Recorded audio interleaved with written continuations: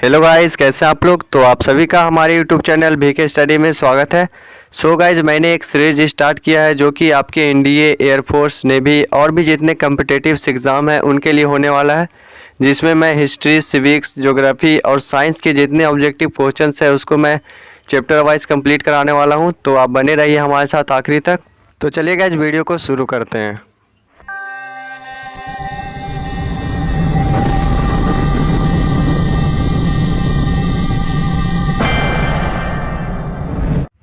तो गाइज, यह हिस्ट्री का वीडियो नंबर 1 है, जिसमें हम आप लोग के लिए सिंधु घाटी सभ्यता से रिलेटेड सारे इंपॉर्टेंट ऑब्जेक्टिव क्वेश्चंस लेकर आए हूँ जो कि आपके एग्जाम में पूछे जा सकते हैं। तो चलिए गाइज, देखते हैं पहला क्वेश्चन क्या है। तो पहला क्वेश्चन है, हड़प्पा सभ्यता का प्रचलित नाम क्या है, यानी कि हड़प्पा सभ्यता जो है उसको और किस नाम से जाना जाता है।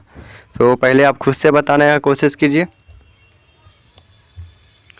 तो इसका जो सही आंसर होगा वो होगा ऑप्शन सी, यानी कि हड़प्पा सभ्यता को हम लोग सिंधु घाटी सभ्यता के नाम से भी जानते हैं। तो आप लोग याद रखिएगा। तो चलिएगा, इस बढ़ते अगले क्वेश्चन की ओर। क्वेश्चन नंबर 2, सिंधु सभ्यता निम्नलिखित में से किस युग में पड़ता है। सिंधु सभ्यता जो है वो किस युग में पड़ता है, आप लोग को बताना है। तो इसका जो सही आंसर होगा वो होगा ऑप्शन डी, यानी कि आधि ऐतिहासिक काल में सिंधु घाटी सभ्यता पड़ता है। तो आप लोग याद रखिएगा।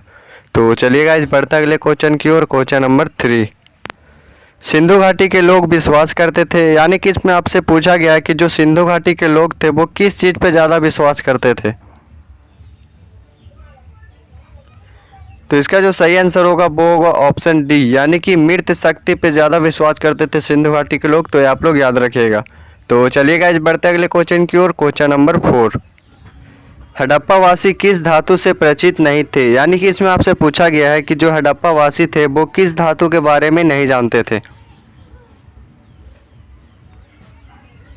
तो इसका जो सही आंसर होगा वो होगा ऑप्शन डी, यानी कि लोहा। हड़प्पा वासी जो थे वो लोहा के बारे में नहीं जानते थे। तो आप लोग याद रखिएगा। तो चलिएगा, इस बढ़ते अगले क्वेश्चन की ओर। क्वेश्चन नंबर 5, हडन्ना कालीन मुहरे अधिकांशतः बनी है, यानी कि वहाँ पे एक मुहरा हुआ करता था, तो वो किस चीज़ से बनता था ज़्यादा। तो आप लोग को बताना है। तो इसका जो सही आंसर होगा वो होगा ऑप्शन ए, सेल खड़ी, यानी कि स्टेलाइट से बना होता था। तो आप लोग याद रखिएगा। तो चलिएगा, इस बढ़ते अगले क्वेश्चन की ओर। क्वेश्चन नंबर 6, सिंधु घाटी सभ्यता के मकान बने थे, यानी कि सिंधु घाटी सभ्यता में जो घर होते थे वो किस चीज़ के बने होते थे ज़्यादा। तो इसका जो सही आंसर होगा वो होगा ऑप्शन बी, यानी कि ईंटों से। सिंधु घाटी सभ्यता में जो मकान होते थे वो ईंटों से बने होते थे। तो आप लोग याद रखिएगा। तो चलिएगा, इस बढ़ते अगले क्वेश्चन की ओर। क्वेश्चन नंबर 7, सिंधु सभ्यता से जुड़े किस स्थान पर बंदरगाह के अवशेष प्राप्त हुए हैं, यानी कि जो सिंधु घाटी सभ्यता के समय जो बंदरगाह होते थे उसका अवशेष अभी मिला है। तो वो किस स्थान पर मिला है, ये आप लोग को बताना है। तो इसका जो सही आंसर होगा वो होगा ऑप्शन सी, यानी कि लोथल एक जगह है जहाँ पे सिंधु घाटी सभ्यता से जुड़े बंदरगाह के अवशेष प्राप्त हुए हैं। तो आप लोग याद रखिएगा। तो चलिएगा, इस बढ़ते अगले क्वेश्चन की ओर। क्वेश्चन नंबर 8, हड़प्पावासी किस वस्तु उत्पादन में सर्वप्रथम थे, यानी कि हड़प्पावासी जो थे किस वस्तु का उत्पादन सबसे ज़्यादा करते थे।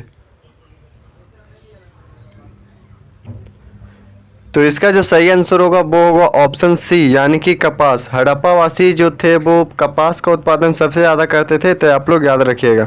तो चलिएगा, इस बढ़ते अगले क्वेश्चन की ओर। क्वेश्चन नंबर 9, निम्नलिखित विद्वानों में से हड़प्पा सभ्यता का सर्वप्रथम खोजकर्ता कौन था।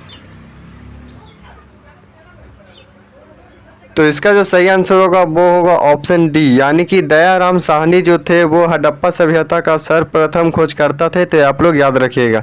तो चलिएगा, इस बढ़ते अगले क्वेश्चन की ओर। क्वेश्चन नंबर 10, सिंधु सभ्यता का पत्तन नगर, यानी कि बंदरगाह कौन सा था। तो इसका जो सही आंसर होगा वो होगा ऑप्शन बी, यानी कि लोथल जो था वो सिंधु सभ्यता का बंदरगाह था। तो आप लोग याद रखिएगा। तो चलिएगा, इस बढ़ते अगले क्वेश्चन की ओर। क्वेश्चन नंबर 11, हड़प्पा सभ्यता की खोज किस वर्ष में हुई थी। तो इसका जो सही आंसर होगा वो होगा ऑप्शन डी, यानी कि 1921 ईस्वी में हड़प्पा सभ्यता का खोज किया गया था। तो आप लोग याद रखिएगा।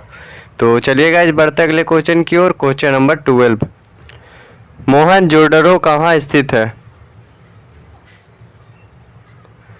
तो इसका जो सही आंसर होगा वो होगा ऑप्शन बी, यानी कि मोहनजोदड़ो जो है वो सिंध में स्थित है, तो आप लोग याद रखिएगा।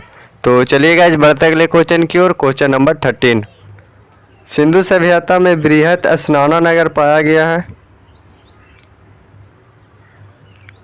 तो इसका जो सही आंसर होगा वो होगा ऑप्शन ए, यानी कि मोहनजोदारो में स्नानागार पाया गया है, तो आप लोग याद रखिएगा।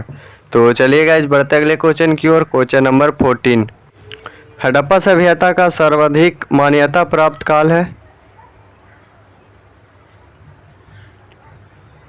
तो इसका जो सही आंसर होगा वो होगा ऑप्शन डी, निश्चित नहीं हो सकता, यानी कि हड़प्पा सभ्यता का सर्वाधिक मान्यता प्राप्त काल जो है वो उसको कैलकुलेट नहीं किया गया अभी तक, तो ये आप लोग याद रखिएगा। तो चलिए गाइस बढ़ते अगले क्वेश्चन की ओर। क्वेश्चन नंबर 15, सिंधु घाटी की सभ्यता में घोड़े के अवशेष कहाँ मिले हैं? तो इसका जो सही आंसर होगा वो होगा ऑप्शन ए, रट्रकोटरा में घोड़े के अवशेष मिले हैं, तो आप लोग याद रखिएगा। तो चलिए गाइस बढ़ते अगले क्वेश्चन की ओर। क्वेश्चन नंबर 16, निम्नलिखित में से किस पदार्थ का उपयोग हड़प्पा काल की मुद्राओं के निर्माण में मुख्य रूप से किया गया था? यानी कि हड़प्पा काल में जो मुद्राएं बनते थे वो किस चीज़ के होते थे, आप लोग को बताना है।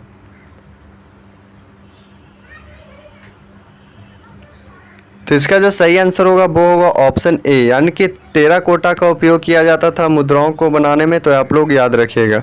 तो चलिए गाइस बढ़ते अगले क्वेश्चन की ओर। क्वेश्चन नंबर 17, हड़प्पा सभ्यता किस युग की थी? तो इसका जो सही आंसर होगा वो होगा ऑप्शन ए, यानी कि हड़प्पा सभ्यता जो है वो कांस्य युग की थी, तो आप लोग याद रखिएगा। तो चलिए गाइस बढ़ते अगले क्वेश्चन की ओर। क्वेश्चन नंबर 18, सिंधु घाटी सभ्यता के लोगों का मुख्य व्यवसाय क्या था?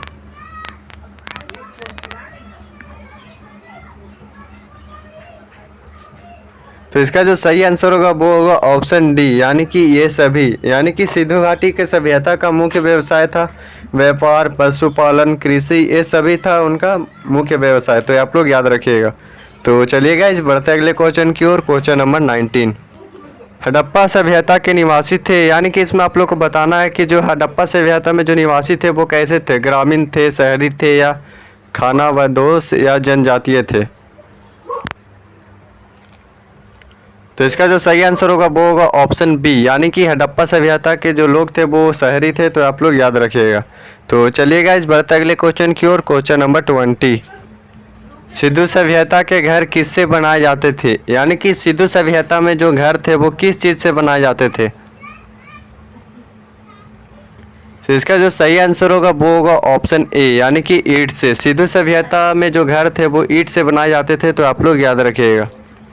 तो आज के वीडियो में इतना ही। अगर आपको वीडियो पसंद आया तो वीडियो को लाइक करें, चैनल को सब्सक्राइब करें, और अगर आपको कोई भी क्वेश्चन में कुछ भी डाउट हो तो आप कमेंट करना ना भूलें।